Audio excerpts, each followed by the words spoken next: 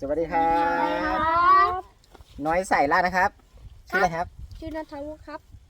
ชื่ออะไรครับก็หนอโพชื่อเต็มมาดูดูชื่ออะไรครับครับไอเดโดโอเคชื่ออะไรครับชื่อจากที่ภูครับ ชื่ออะไรครับเมษาค่ะชื่ออะไรครับพอพางค่ะขอพันวันนี้ไปไหนครับไปหาปลาไปหาหอยครับครับผมเดี๋ยวออกเดินทางกันดีกว่าวันนี้พาเด็กมาหาปลามาหาปูนะครับนี่เด็กๆจะไปหาปลาไปหาปูไม่รู้ว่าได้หรือเปล่าเดี๋ยวรอชมดูนะครับ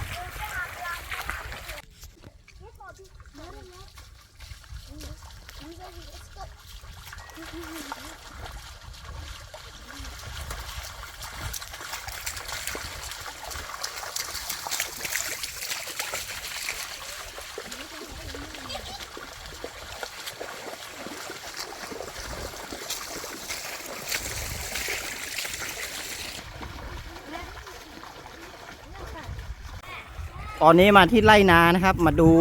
ปลากระหอยไม่รู้ว่าจะได้กินไหม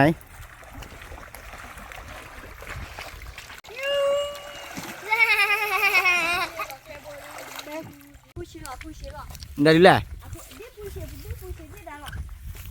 พ่อเขือ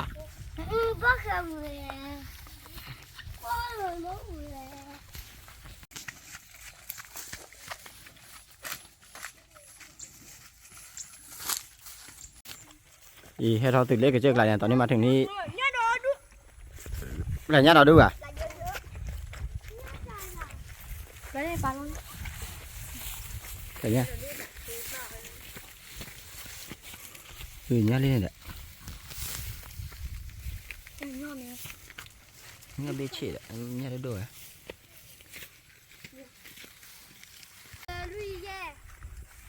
ครูโอ้ไหมอ่ะหอยเชอรี่นะครับหอยเชอรี่เนี่ยหอยเชอรี่เนี่ยหอยเชอรี่1 ลูก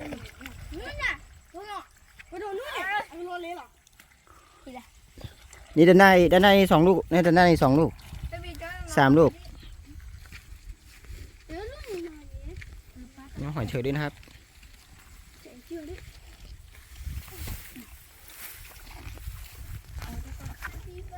เพราะนั้นนี่ครูเผยเพลิดเลยฮะตัวนี้มาเก็บหอยนะครับได้หอยหลายลูกแล้วไม่ได้เด็ดๆไปเก็บ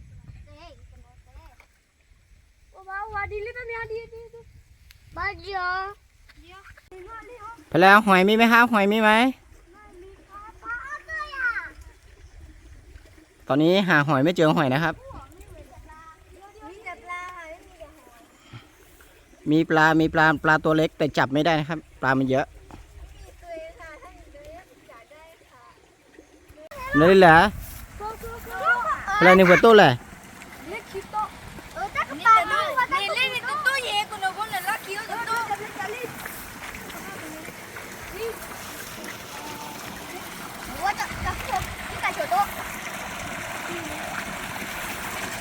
เลยทีทุกครัว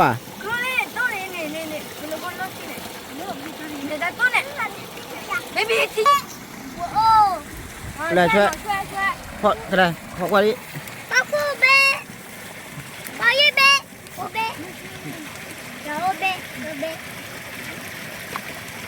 นะพ่อเราพ่อ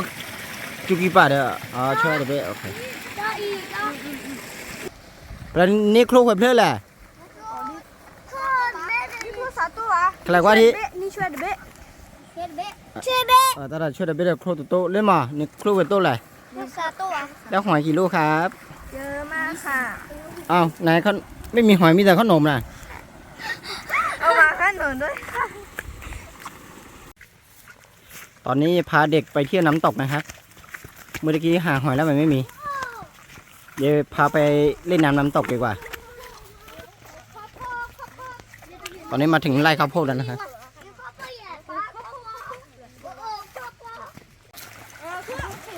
แหละครูกับเพื่อนแหละนั่นตาครูชี้เฉียดปลาเราอยู่ไหน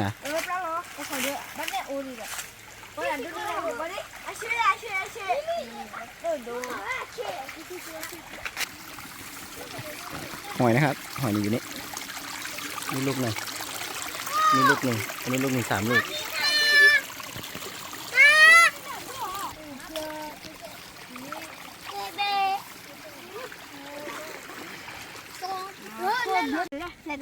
มันอะไรดิแหละมันอะไรดิแหละที่ข้าเนี่ยกระไรอบเลย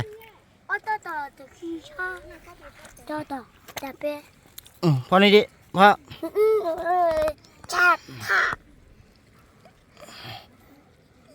ที่ข้าจะเป็นเหรอ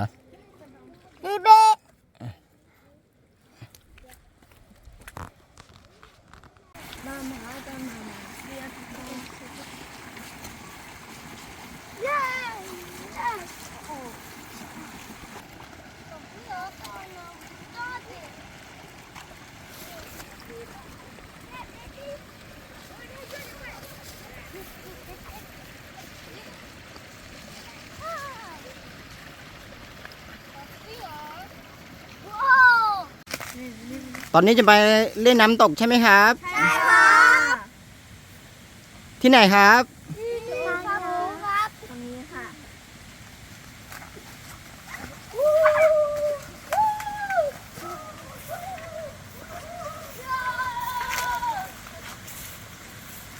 ตอนนี้มาถึงที่น้ำตกแล้วนะครับ ที่เราซื้อเลยเนี่ย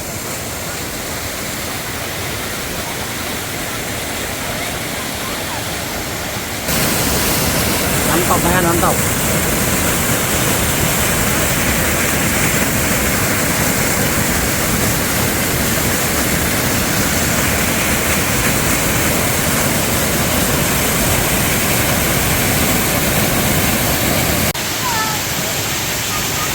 ตอนนี้เด็กๆเล่นน้ำสนุกสนานนะครับ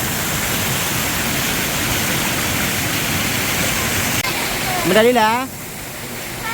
ทะเลแปลกกว่าดิช่วยเบ้เอาโม่หน่อยช่วยโม่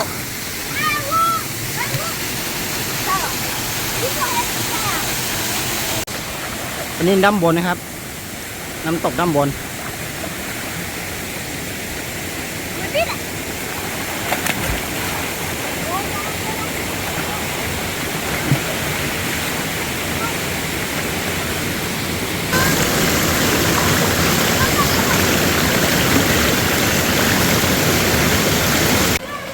ตอนนี้ขึ้นมาด้านบนอีกนะครับนี่เด็กๆเล่นน้ำ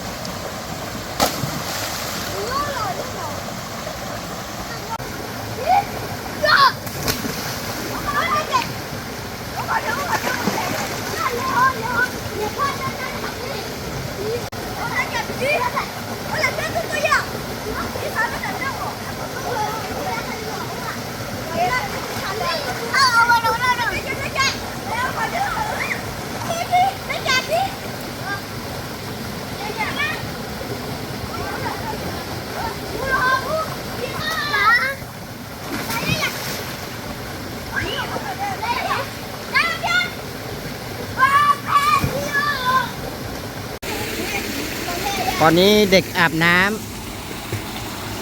ำเห็นคังคกตัวหนึ่งครับตัวเบลเลอร์เลย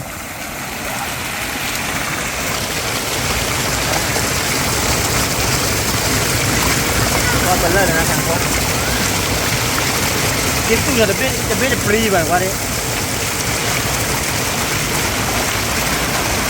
ใครชอบวิดีโอนี้ซับสไครต์กดติดตามกดไลค์กดแชร์ด้วยนะคะขอบคุณครับ